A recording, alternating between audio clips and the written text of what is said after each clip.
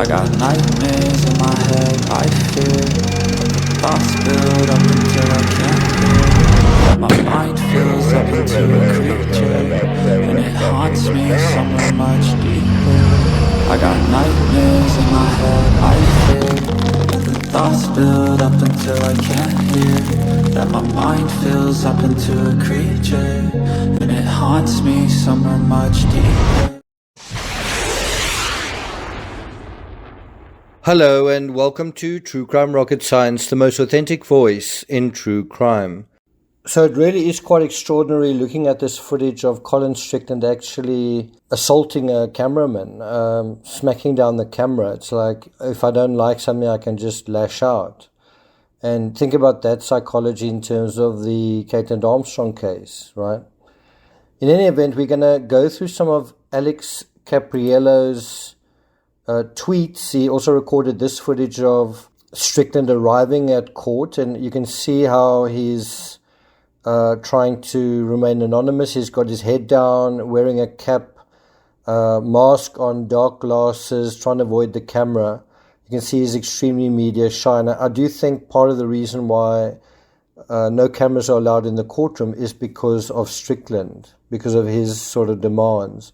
When he's been testifying, he's done so in a very low voice, barely above a whisper, and he's been looking down when he's been doing it. So you've got someone who's really reluctant to participate in a murder trial, doesn't seem to be doing, he's not like going to every possible effort to ensure justice in this particular case. He seems to be looking after himself as number one. In any event, let's go through some of Alex Capriello's tweets. Caitlin Armstrong has entered the courtroom. She's wearing a black pantsuit and a Carolina blue blouse. She enters silently and takes her seat without a word. 4 sheriff's deputies escort her in. 3 take seats beside and behind her, so quite a lot of security around her. The jury takes their seats, so does Colin Strickland on the witness stand. He keeps his eyes low and his head bowed. The state will continue its questioning where it left off on Friday. The state begins by asking about Caitlin Armstrong's sister, Christy. Strickland says that he believes she was living in New York City at the time of the murder. Strickland says he has never fired either of the pistols he and Armstrong bought. There's a little more strength in Colin's voice today compared to Friday, according to Capriello. He is still keeping his eyes downcast, but on Friday he was barely speaking above a whisper. We can hear him much more clearly today. Colin explains that he realized at least 4 people were blocked on his cell phone that he did not personally block himself. One of them was Mo Wilson. The other 3 were also women. We're going to deal with some of the texts that were on Colin Strickland's phone. Mo sent to Colin, "Hey, just did something to my phone, checking to see if this message goes through." Inside the courtroom, Colin is being asked to read these texts out aloud. And so some of the dates of these text messages are, I think, is that the 7th of January, or is it the 1st of, I'm pretty sure it's the 7th of January. The texts back and forth are trying to establish a text connection. They are realizing somehow that Mo Wilson was blocked. So there seems to be this idea that Caitlin went onto Colin's phone without him knowing and blocked Wilson's number. Blocked Wilson's number. Colin sends a picture of a flatbed truck and asks if she received it. "Ha ha, yes," Mo responds. Now text from the 11th of May 2022. April 11th of April 2022, so basically a month before her death. Mo asks, "You make it to Santa Rosa?" "Very close," Colin responds. "Did you end up in a swanky hotel? I would be very jealous as I need a shower." Mo asks about cycling rules and strategy. Colin says this is the type of professional communication he normally had with her. There are dozens of text messages that the state is flying past now. We are unable to read them. The defense previously objected to publishing some of the text exchanges, which the judge agreed to. So obviously they've decided to try and mitigate the Strickland's exposure by only strictly focusing on the very relevant texts. Now we go to the 10th of May, which is the day before her death, right? 10th of May, 2022. Hey, Mo begins, are you back in Austin? I'm flying there today to hang out with Cash, that's Caitlin Cash with a C, for a few days before Gravel Locos. Colin tells the court that he did not know she was coming to Austin, Texas. Hey, I just arrived last night out in Lockhart. About to go riding this. What are you guys up to tonight?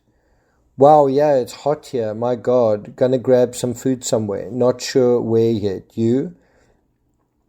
Colin responds that he'd eat out in Lockhart. He sends a movie. Mo likes the movie. She asks if Colin has a training ride for the next day on May 11th. Now, one wonders why he sends her a movie. Is it kind of a subtle way of saying, do you want to watch the movie? Colin explains he had a solo ride planned and asks if she wants to join. Now we are on the day of her death, 11th of May. Mo follows up about the ride, but Colin had already left for his morning ride with a friend. Can I help you?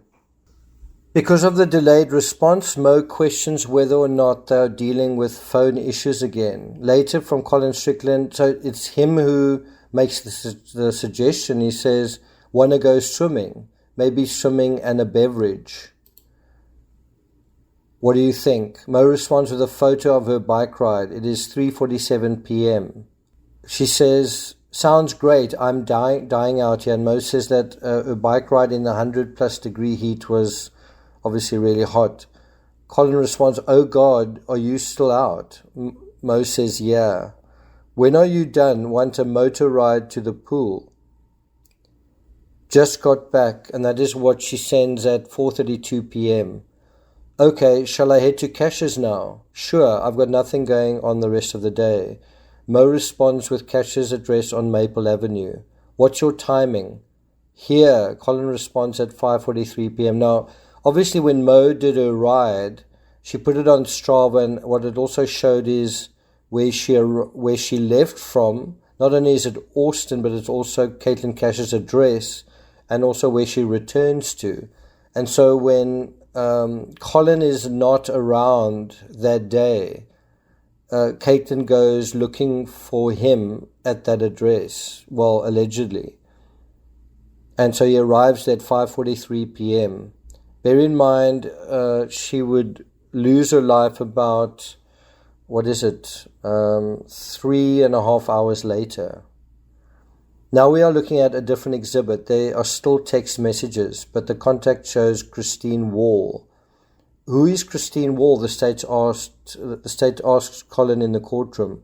It's no one that I know, but it is the name I used in my phone for Mo, Colin responds. Colin has previously testified that he had to change Mo's number in his phone to avoid confrontation with Caitlin Armstrong. Now, the fact that he had to do that suggests that confrontations with Caitlin were what? Were those signs of her jealousy? How confrontational was she? How angry did she get? What was that like? And that's something I would have asked, if I was the prosecutor. The text messages are the same as what we just saw from the previous exhibit.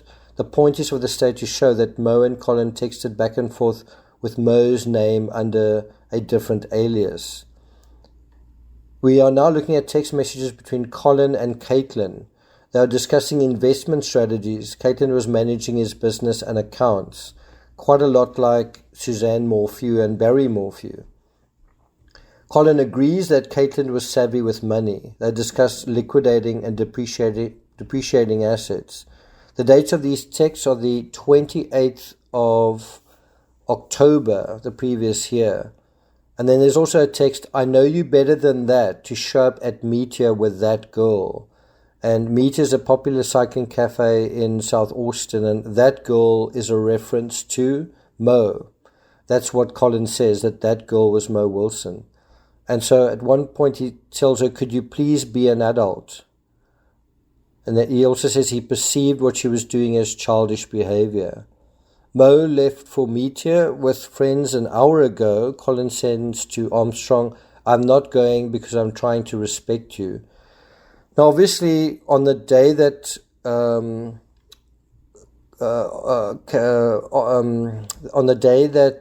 Colin was with Mo, he said that he was somewhere where he wasn't. So we don't know for sure whether what he's saying here is true.